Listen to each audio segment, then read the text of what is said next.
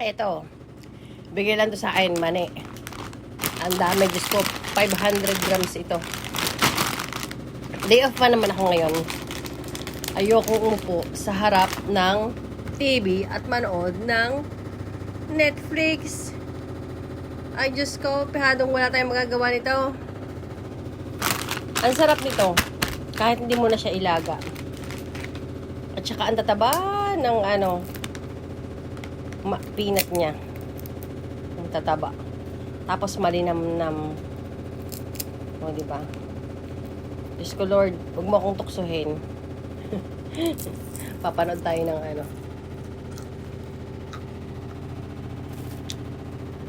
Netflix. Wala tayong magagawa sa bahay. So, ano ka? Good morning na. Good afternoon pa.